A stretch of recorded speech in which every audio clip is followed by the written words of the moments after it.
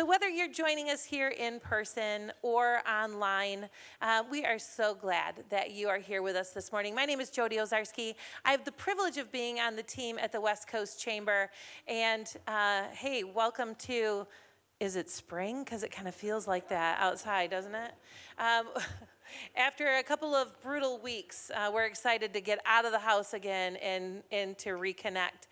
Hey, if you've been paying attention this morning, there's been some slides running here, and one of the slides has been listing our newest members to the Chamber. We love to share them with you so that you've got an opportunity to see who that is and make sure that you're giving them a warm welcome. So take a look at those new members, make sure that you're reaching out and welcoming them to the Chamber community. Another thing that we've done recently is we have launched a YP program, a young professional or young person program. And if you've got YPs that work for your organization, we would love for them to get plugged into this group. We've got an event coming up on Monday from 5 to 6:30. We are taking over the ice rink at the City of Holland and having a great opportunity for them, including, some Zamboni time, so that's kind of fun. So if you have a YP or are one yourself, we'd love to have you join us. Information is on our website. So, you know that we can't do these things without the support of our sponsors. And this morning, Redwater Group.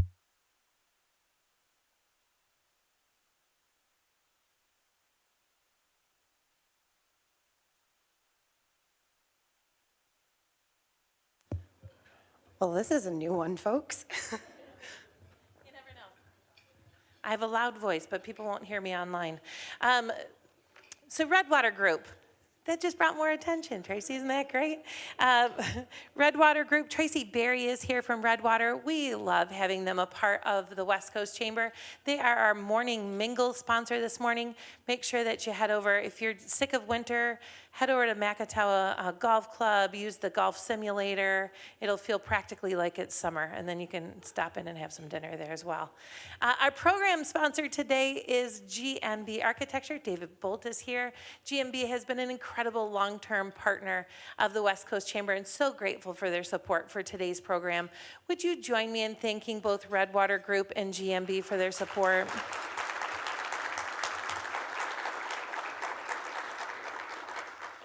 So we've talked a little bit already about spring coming, and so let's just keep that positive focus this morning. So we're going to have some time for you to connect with the people that are with you at the table.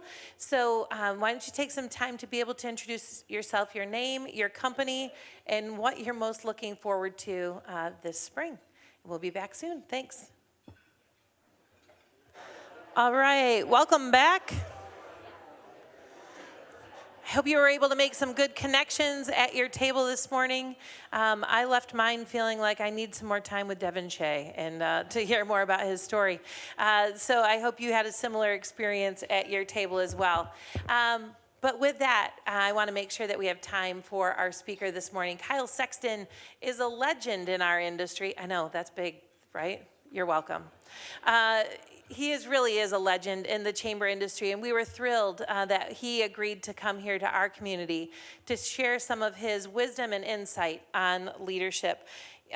We share a philosophy that leadership is really about the choices that you make and the moments that you step into, and not so much about a title that you have. And so with that, I will be pleased to welcome Kyle Sexton. Thank you, Jody. Good morning. That was a little golf clappish. Can we do a little bit better? How about our sponsors? Thank you, sponsors.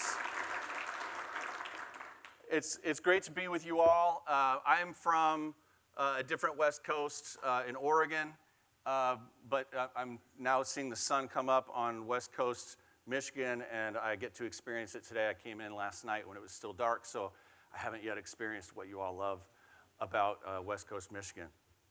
Thank you all for having me. We're going to talk a little bit today about leadership, but what you got to know about me is that I'm a marketing guy, and so I look at everything through that marketing lens. A little bit more about me. I've worked with hundreds of businesses and organizations throughout my 30-year career. Jody talks about, our industry. I primarily work with chambers of commerce, but one of the reasons that I work with chambers of commerce is I'm obsessed about business. My wife and I, when we go out to eat, she calls this thing that I do kaialysis, where I'm always analyzing. I'm like the Jason Bourne of business marketing. So it's kind of interesting. I'm here talking about leadership. It's not from necessarily from lived experience and leadership roles. It's from observations and analysis of some amazing leaders that I've observed in some really difficult times. And so that's the lens that I bring to this. I've been in some really amazing rooms. I've been in some really cool places with founders and CEOs and people who are starting things and sharing proprietary plans, goals, dreams, and schemes to take over the world with their business, things that you'll never learn about from your news feed.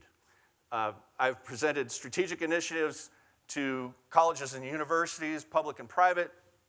During the pandemic, I found myself in really intense, tough rooms, helping community leaders navigate change. Some of the most interesting meetings and conversations we're having about change happened with hospital CEOs and just talking about their teams and their challenges and when the rules are changing every single day, how do you affect change? Also during the pandemic, now that I've really built myself up, let's tear me down a little bit. I found myself as a membership consultant, and also I didn't have a membership of my own. That's kind of a problem when all of your speaking gigs and all of your consulting contracts all get canceled all at the same time. So I had to figure that out. I'm a college dropout twice. That means I'm twice as good as other people who have done it only once. And right now I'm investing everything, and for the last 5 years, I've invested everything I have to totally reinvent myself and my business. My mantra for the last 3 years is be courageous enough to suck at something for the first time and really dive in. So I've leveraged everything that I have on a software platform that might not work. And also, it just might. And I'm an optimist, and that's one of the things I think that Jody and Hannah and the rest of the team know about me is that I'm a workaround guy. I find a way. And to give you a little evidence of that, at age 52, I have not dunked a basketball in 4 years. But every day I wake up and I go, today might be the day that I get my dunk back. So yeah, I identify first and foremost as a basketball player. I think constantly about when my next game is. I'm not going to make it back to Oregon in time for my Wednesday noon game. So basically, this is a week where I get to rehab my knee. That's what we say to ourselves when we can't play. I'm rehabbing my knee. There's a lot of young people who are like, I want to be a leader. There's like there's a lot of positivity. There's a lot of and we'll talk a little bit about this later in the environment of business around being a leader, because leaders get to decide, and so many people want to be able to be in charge of their own outcomes. And so leadership gets a lot of love like that, but the leaders that people want to follow aren't the ones who just decide, they're the ones who protect. So there are 3 things that I want to talk to you today about ways as a leader that you can protect your team in a variety of ways, but also, as I see many young professionals in the audience today, you are leading in your own way. Maybe you're already a business owner and employer. Maybe you've got aspirations to move into those roles. I'm going to share with you and give you some vocabulary, some analysis or kaialysis of some of the best leaders that I've ever gotten to work with. So there's 3 main things that leaders protect. The first thing is that leaders protect personal agency. And this is like the opposite of micromanagement. This is nothing new, but protecting the ability of your people to do the thing that you hired them to do. we talk a lot about, in my consulting, I'll get the words out eventually. In my consulting operation, we talk a lot about changing things. And so we follow a certain pattern of how people adapt to change over time. And so some people adapt very quickly, and some people take a lot longer. But no matter what the change is, we talk a lot about how to make those changes. And that's why they bring in someone like me, is like, how do we make the change? What do we put here? How do we transition to this? And a lot of times, the conversation has to come back to not how, but who. Because when you have the right who, they create the how.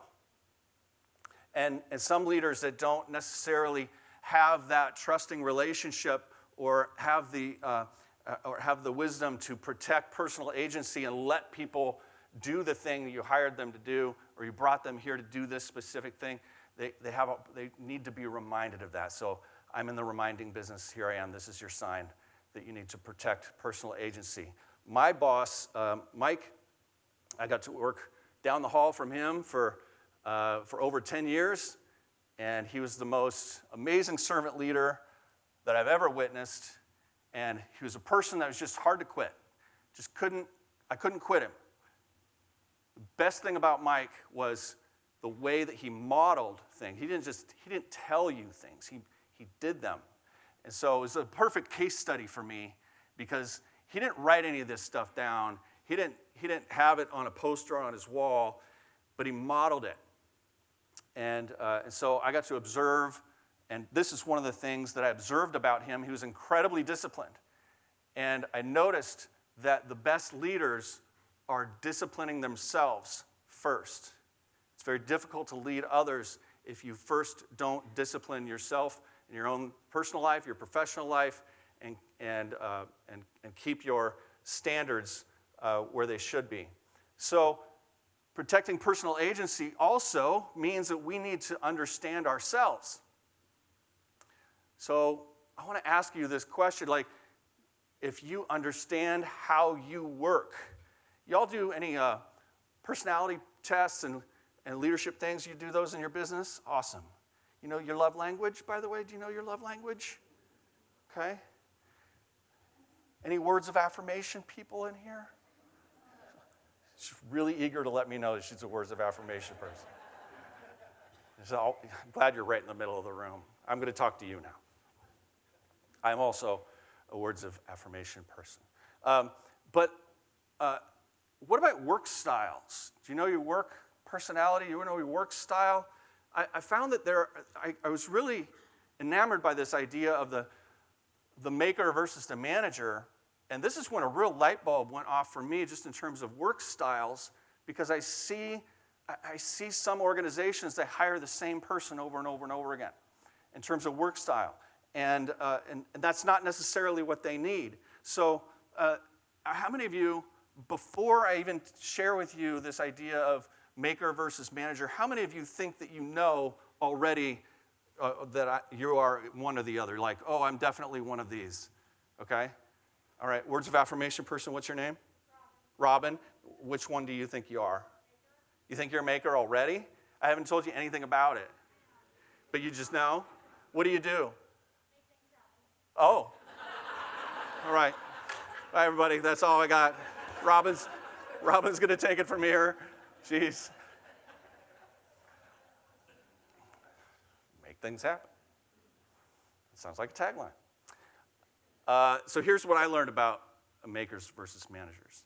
Makers need long blocks of time to write, to create, and to think. Managers can make very fast decisions, and they might block their day in 15, 30, or 60-minute increments. That's not necessarily what defines a maker or a manager. What defines them is how they feel at the end of the workday or end of the work week if they've had a bunch of meetings. So if a maker like me and Robin have a bunch of meetings and we are a maker, we feel like we didn't get shit done. Today was a complete waste. I will try again tomorrow. I hope tomorrow's better. Managers, on the other hand, will say, I checked in with 15 people today. What a great day. Right? So how many of you think you know now that you are, how many of you think you know you're a maker? Where are my makers at? Oh, awesome. Okay, great. And how many of you are a manager? You know you're a manager? It's pretty split. How many of you think you're being tricked into raising your hand for something? It's not an auction? I was at an auction yesterday, the day before yesterday, and I told my wife, no sudden moves. We might be buying a $3,500 vacation if you just scratch your head or something. You never don't.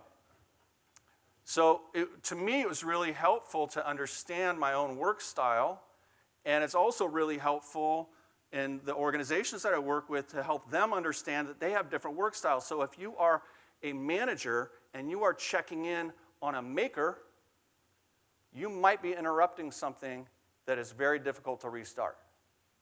So if they're on a deadline, because you're on a deadline, and you want to hover over their shoulder and make sure that they don't have to go far to get you if they need anything, you just might be preventing them from doing their best work. So understanding these work styles and then communicating in favor of work styles, not necessarily yours, but the people that you need to get the most out of, can be super important. And it can be one of those things that helps you. And in fact, when you're hiring, this is a great question to ask. How would you describe your work style? Maker or manager?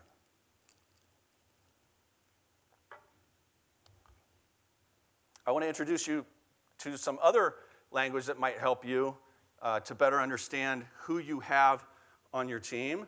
It's this idea of an owner and an occupant.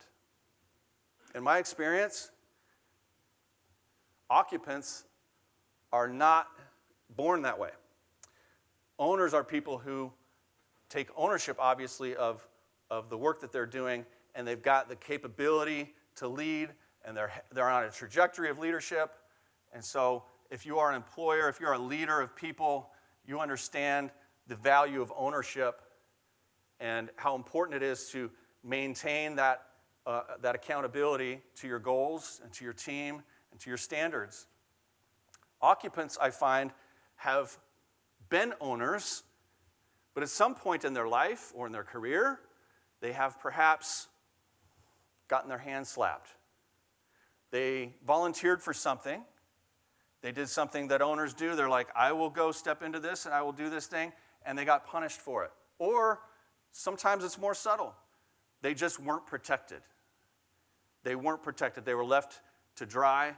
They were hung out to dry. They were, when things didn't work, their boss didn't have their back. And that's heartbreaking.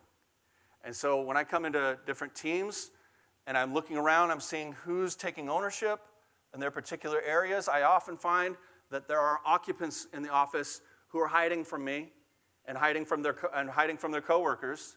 It's not hard to find as an outsider, but when it happens just a little bit at a time, over time, you might have lost track of who's owning things and who's just an occupant. Okay? So where does this impact your team? Well, when the number of occupants on your team start to outnumber the number of owners on your team, things get really hard to move. It's really hard to create progress. It's really hard to change things. And organizations get to be a little adrift. Seth Godin's one of my favorite authors. I have all of his books in sequence in my studio. He's a constant inspiration to me. He talks about this. He uses different terms. He uses the term in his book, Linchpin. He calls them cogs, where they're doing the least amount that they can. And linchpins, the ones that hold everything together under great pressure. So owners and occupants, and this is one of the things that I recognize, and hopefully this vocabulary can help give you a framework to look at your own team and better understand who's in it for the long haul, who's taking ownership, and maybe who's lost belief. It's really unfortunate when you find someone on your team that has lost belief, but it can also be really important to help them to see that they've lost belief and help them move on. Now, some of you just heard me say that you should fire that person, But what I'm saying is there's a lot of ways that you can help people along. One of the ways is to fire them. I'm going to show you another one.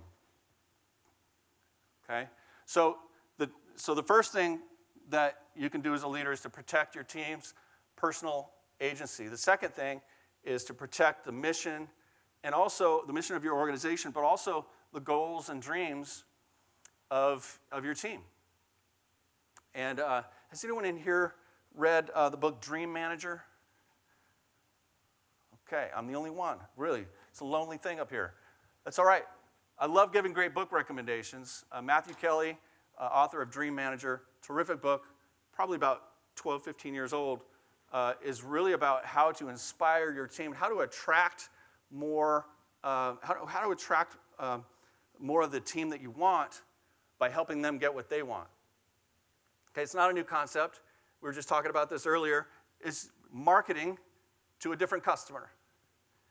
And Howard Schultz talks about this in his book Onward. We were talking about this a little bit earlier today before the event, talking about how Howard Schultz at Starbucks and describes this in his book called Onward around 2010, I think the book came out, talking about how he treats his employees as his number one customer. And that helps him to model for his employees how to treat their customers like a number one customer. So focusing on protecting the mission, protecting goals and the dreams. Now, I have learned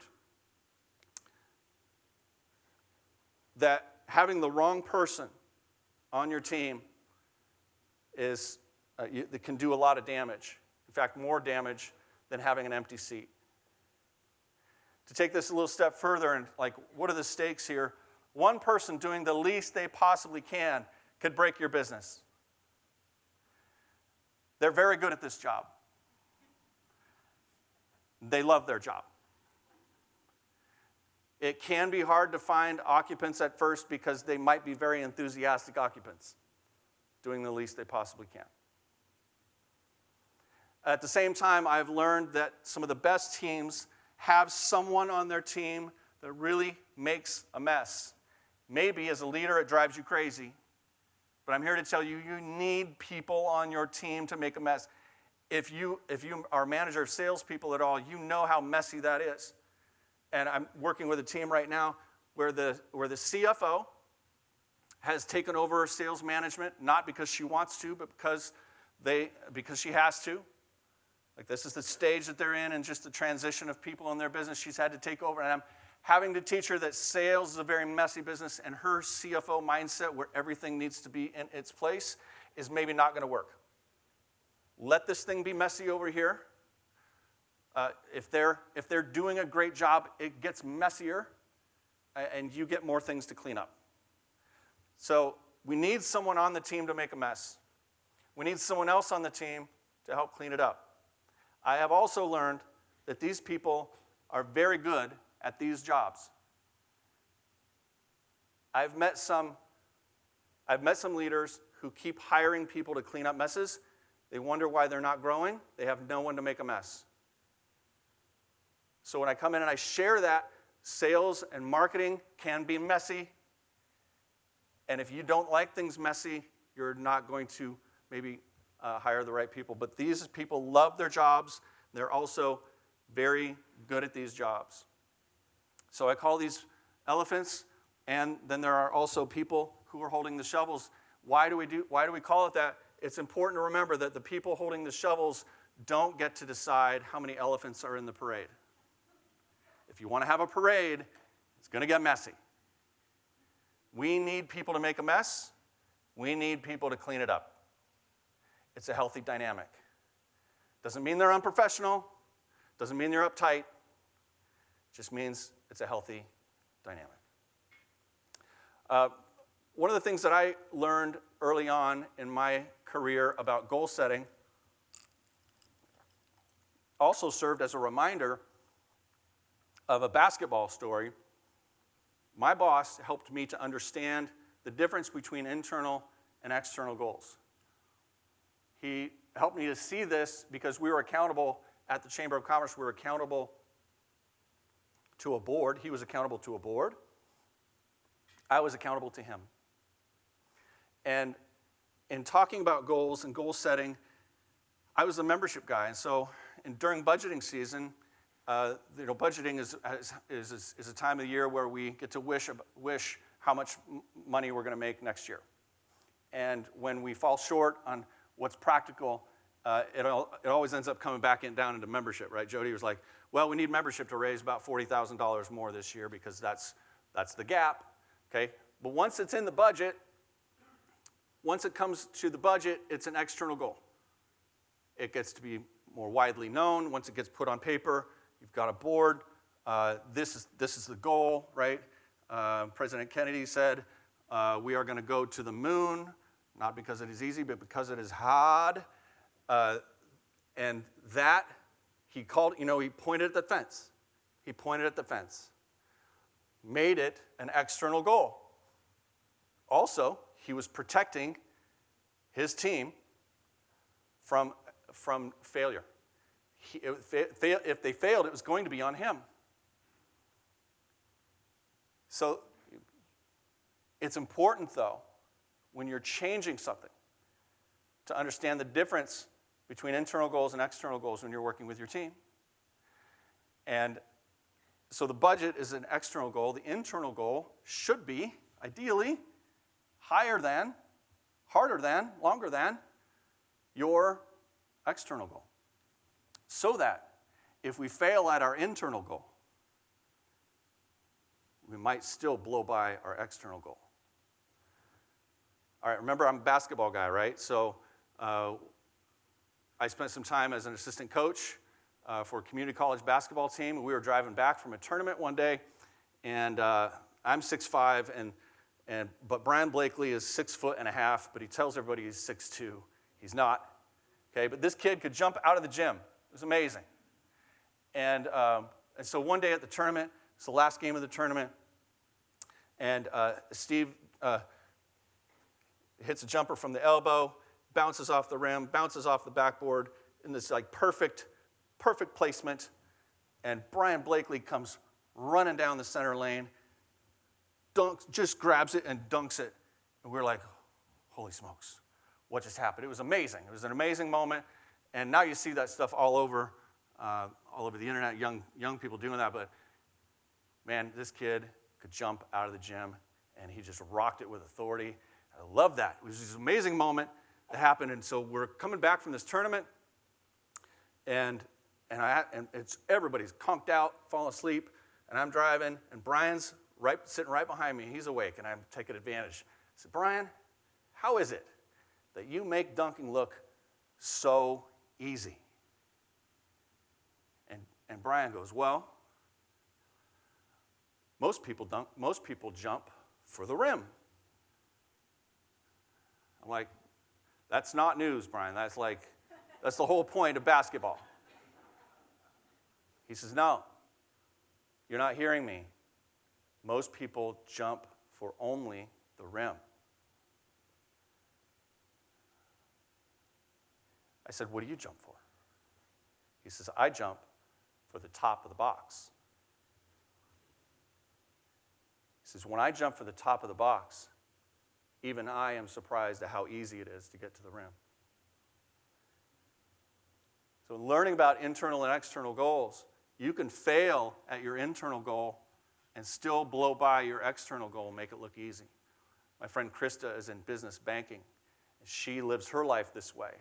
And she is done with her external goals by around the end of August. So her fourth quarter is a breeze. She's always in a great mood. September, October, November, December, she's made her goal yet again, and this is how she organizes her life, because she understands the difference between the external goal and the internal goal, and setting the budget around something higher, longer, harder. External goal is here, internal goal, something higher. This is what I look like when I dunk.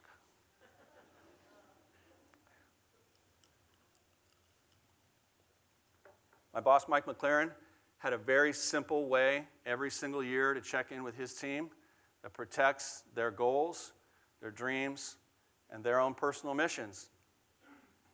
3 questions. Now, how many of you dread, be honest, how many of you dread the annual review? Like, here I'm going to go into this small room with just my boss. They're going to tell me all the things that I did wrong this year and all the things that are on your permanent record. Not fun. But I came to realize why nobody quit working for Mike. Nobody quit working for Mike because his annual review was different. Do you still love doing what you do? Where do you want to be in 5 years? And how can I help you get there? And it wasn't just a question. He would actually align resources organizationally around helping each of us in our goals. And throughout the years that we worked together, he and I together helped identify that this was a path that I was on. He helped me see that. He helped me get there. He actually aligned resources differently for me than he did for the rest of the team.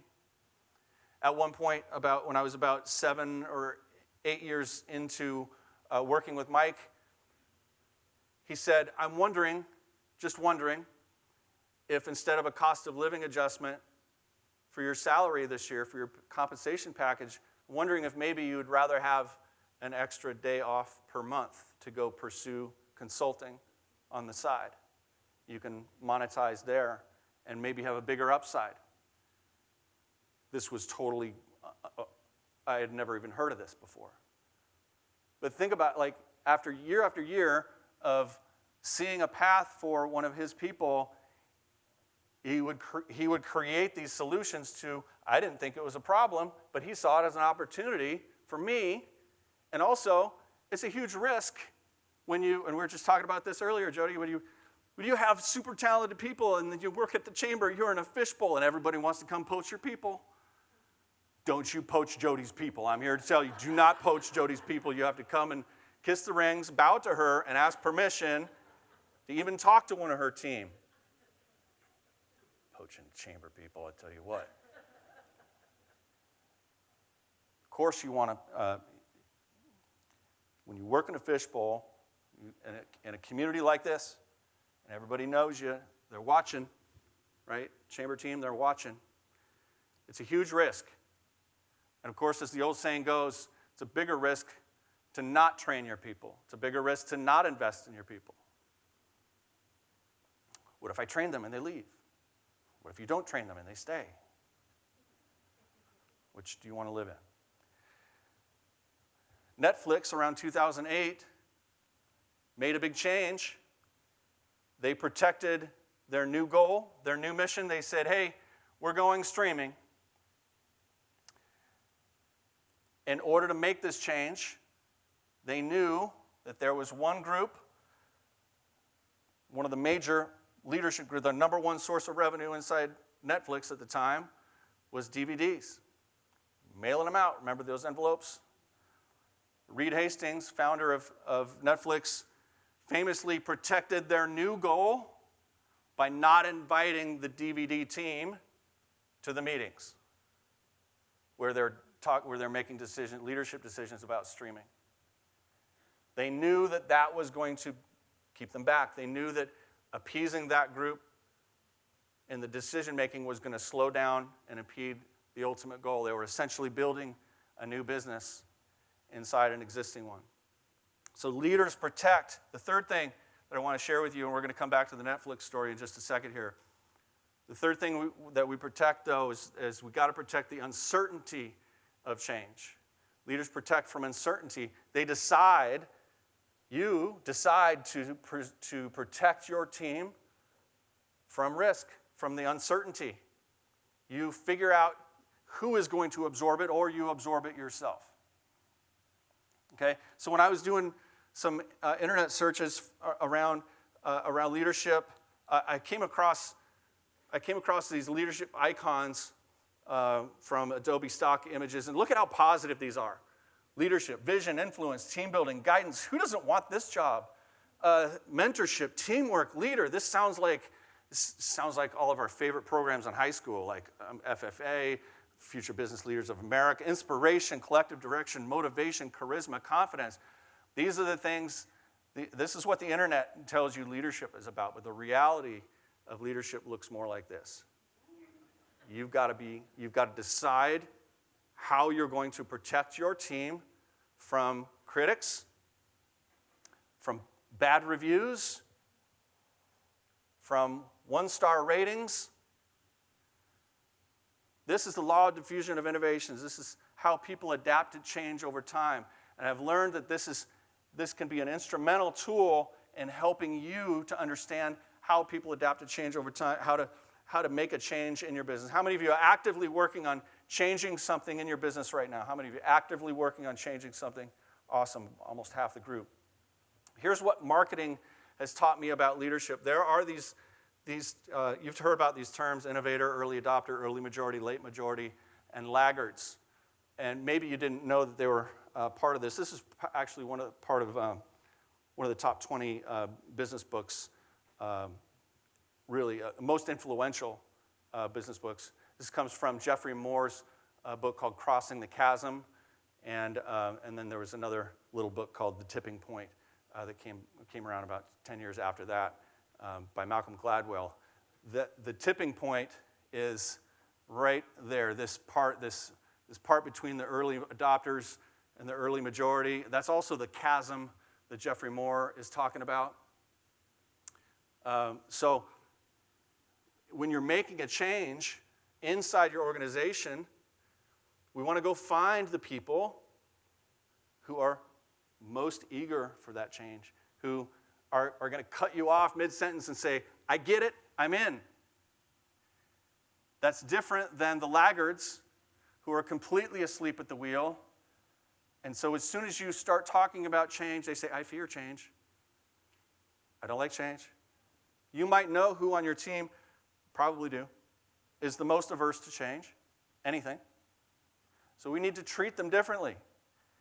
In Netflix, here's how they treated it differently. I didn't make on the streaming was over here. Within the same group, the DVD mailing the leadership team were over here on the streaming conversation. Now, this is not a judgment on you for everything. You might be an early adopter in some areas and a laggard in others.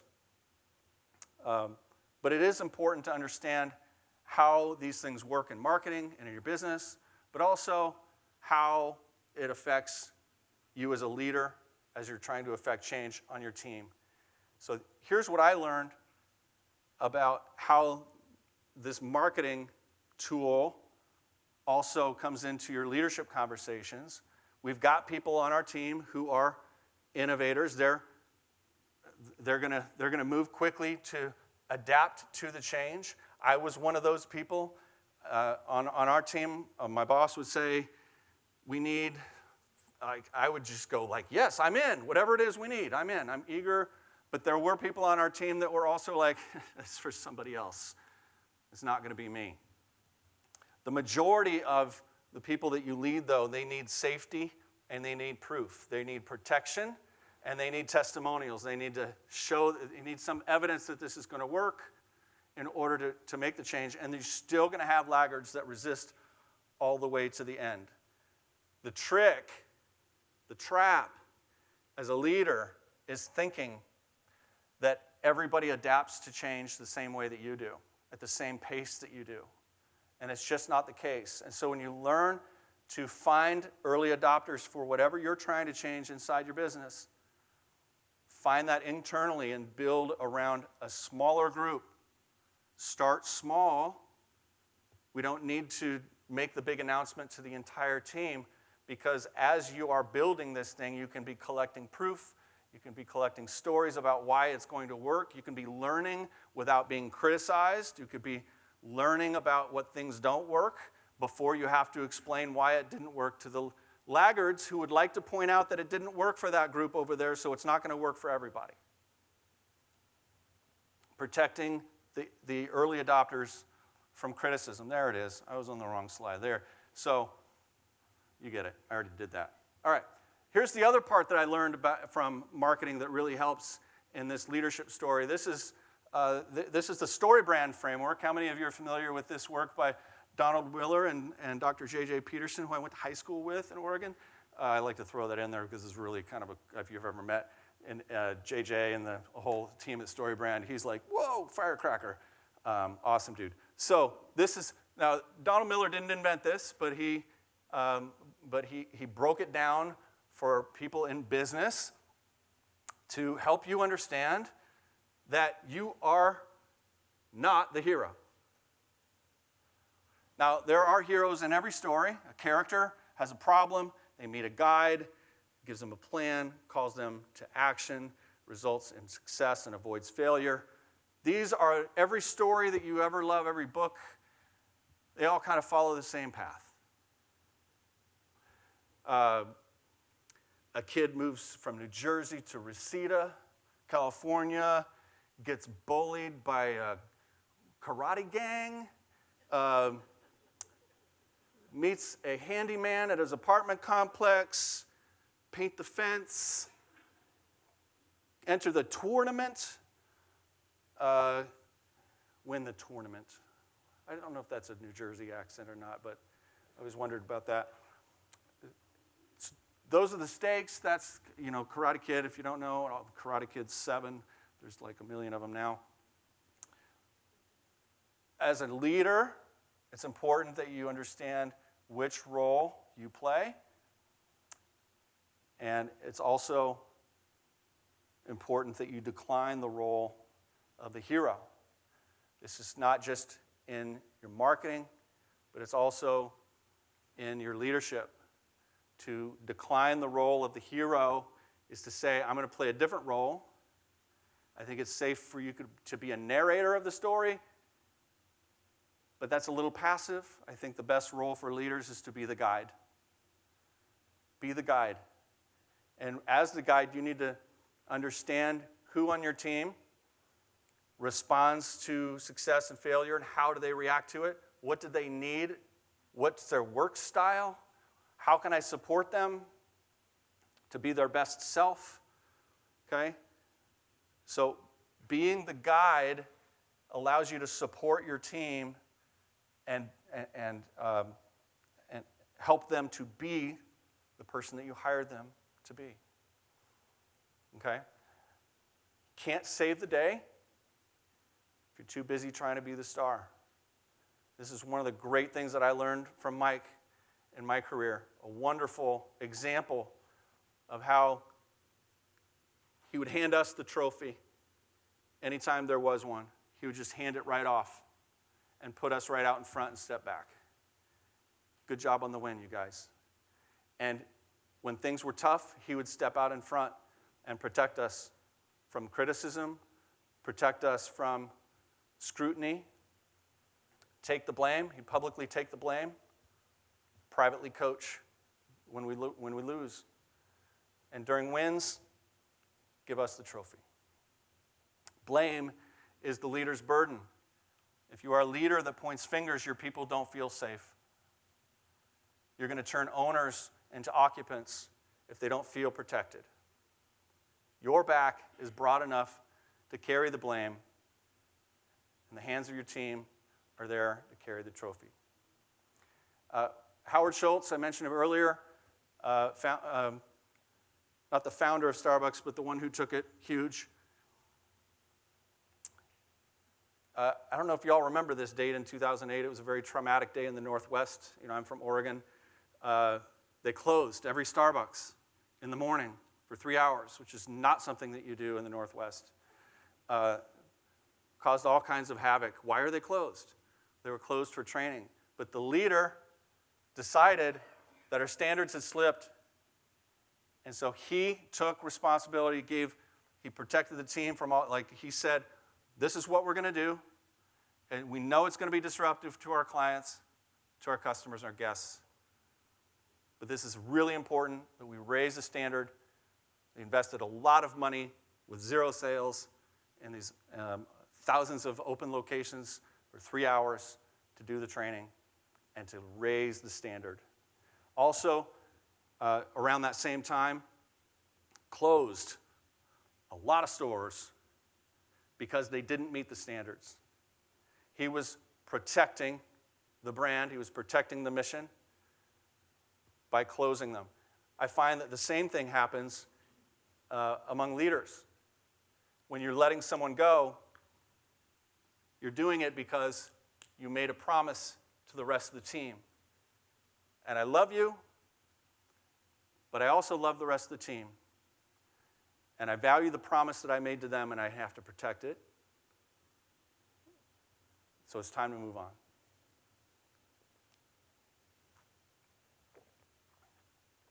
Jeff Bezos interprets for his team at Amazon that failure is part of the journey.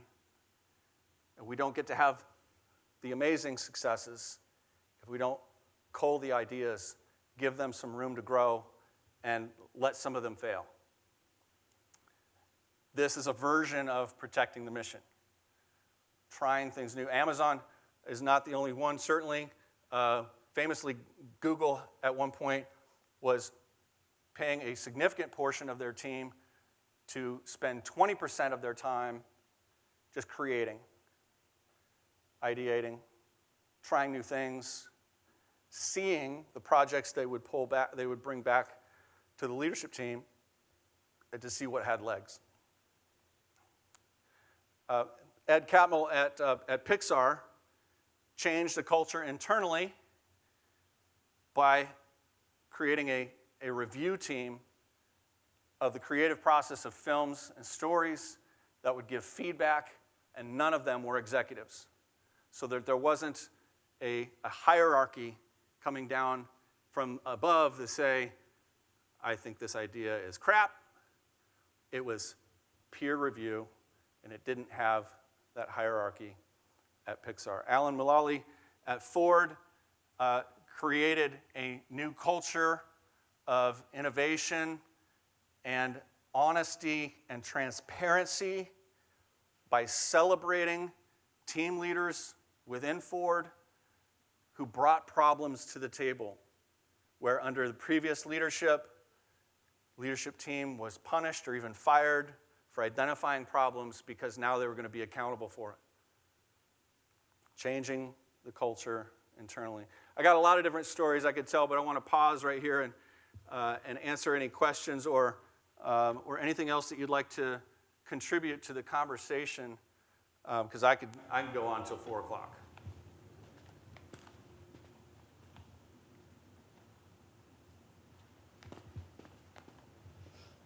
Yes, hi. Hi. So do you feel that, oh, sorry. We'll do the microphone, even though it's really loud.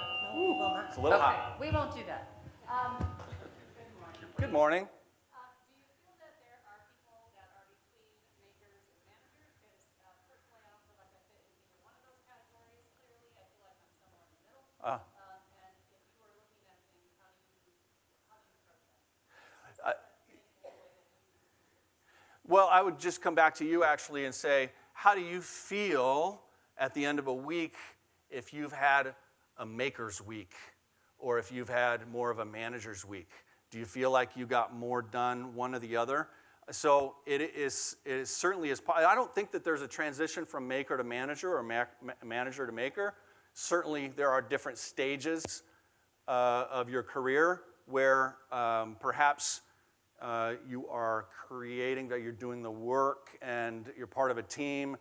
But so there's the making. It's not necessarily to be confused with the making of something, but it's more of like your own personal work style, how you feel rewarded intrinsically after having a period of time to create value. So not everybody comes into their workday and says, I need to create value.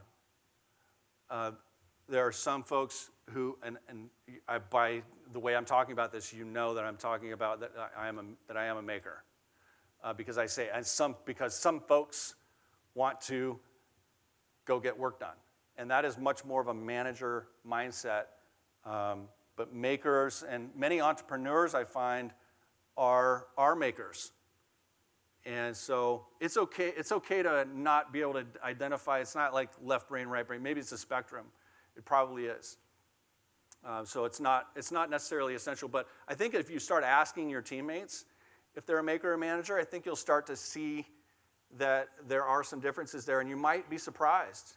You might be surprised at people who maybe find that they are really, you're like, oh, you're really good at managing your work. Oh yeah, but that's not how I feel at the end of the day if I've spent all day checking in with different projects and things.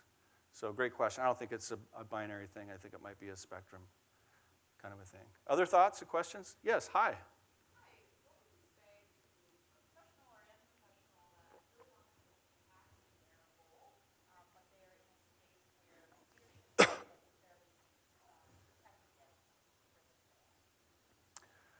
Oh, if you heard the question, if you're a young professional and you find yourself that is not necessarily in a protected environment, that's a tough one. That's a hard one. I've met a lot of folks. In fact, I've been on both sides of this, advocating for the staff and also advocating on the other side for the organization.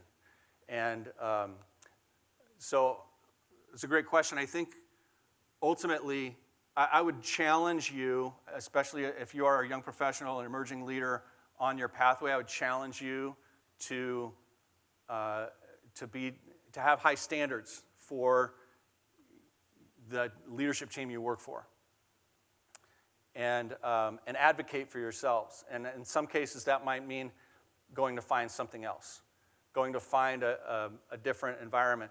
And I think this takes me back to a story that one of my mentors gave to me, Robert, when I was at a very pivotal time in changing direction of my career, and actually what led me to where I am now. Robert told me this story about how he was hiring at Circus Circus, which has casinos in Reno and Las Vegas. He was the VP of marketing there, and he was hiring for a role in marketing, and he had someone in front of him who had done that exact role at a different casino for 25 years. And so he said, he was doing an interview, and he decided that this was not a good fit very quickly. And so he said, thank you for your time to this man who was interviewing with him. And he said, we're going to pass. Thank you for your time. And the guy couldn't believe it. He said, I have 25 years experience doing this exact job. I don't understand. And Robert said, you don't have 25 years experience. You have 5 years experience, 5 times. We're looking for different mindsets to bring in. So I share that with emerging leaders to help you. Like, you might be getting some messages from parents and grandparents who are like, longevity in one career. But our economy is very different now. And it's okay to take all these leadership experiences that you have. I think you're never going to be a great leader if you haven't experienced terrible leadership. You're also probably never going to be a great leader if you haven't seen it modeled for you. And so it's okay to take that experience and go use that to go find something that's going to serve you in your next role. Okay? We've got to move on, but I wanted to share with you this very simple 4-step framework. See problems and opportunities that exist in your organization. Take ownership and responsibility. Elevate your teammates at every opportunity, and protect their goals and your mission also at every opportunity. I mentioned my boss, Mike. I got to work down the hall from him for 10 years. You never know when your leader, your mentor, your best friend is going to be taken away from you. He died in 2013 at the age of 53. And in that moment, there was a whole lot of us that had received so much amazing mentorship, teaching, and learning from the role that he played, just how he modeled himself in his life. And he gave us so much, and all of a sudden he was gone. And now we knew that it was on us to lead. And so this talk is dedicated to the memory of Mike McLaren, my friend, my leader, my mentor, just a wonderful human. And I just want to remind you, in StoryBrand fashion, what failure looks like. When agency is unprotected, culture turns into compliance. When your mission is unprotected, your work erodes into a transactional relationship. And when change is unprotected, progress becomes a threat to certain people in your organization. So translate uncertainty into clear internal direction. Grab hold of that shield. Protect your team from the uncertainty. Normalize learning. Normalize mistakes. It's okay. Failure is part of finding success. And it doesn't. And leaders are the ones who are willing to move even in uncertainty. I don't have anything for you to buy today, but a month from now, much of what you saw in this talk is going to be released in my next book called March 4th. It releases cleverly on March 4th. That's a month from right now, and we're just in the final proofing stages, and we're really excited about the content. I want to thank you all for your time and your just wonderful welcome this morning. Thank you all so much. Thank you, Jody. Kyle, thank you for joining and for giving us so much to think about in the way that we approach our work. Thank you again to Redwater Group and to GMB for their sponsorship and support. Will you join me in thanking them one more time? We've talked a lot about spring being on the way, and I'm thrilled for so many reasons, but not the least of which is that means Community Impact Day is on its way. 92 days from today. Who's counting? Me, Hannah. We're counting. 92 days from today will be Community Impact Day, and I hope that you will consider joining us. This has turned into just the most remarkable day and my very favorite day of the year. We have taken this program national now. This has been the program that started here in our community, has gone across the state. This year it's going across the country, and that's because of the leadership that you all provide through this community by your acts of service. So save that date, come be a part of it. Encourage nonprofits and municipalities to be a part of it so that we can come in and serve and support them in the incredible work that they do every day. May 13, 2026. Be there. It's going to be awesome. So with that, go make it a remarkable day. Thanks for joining us.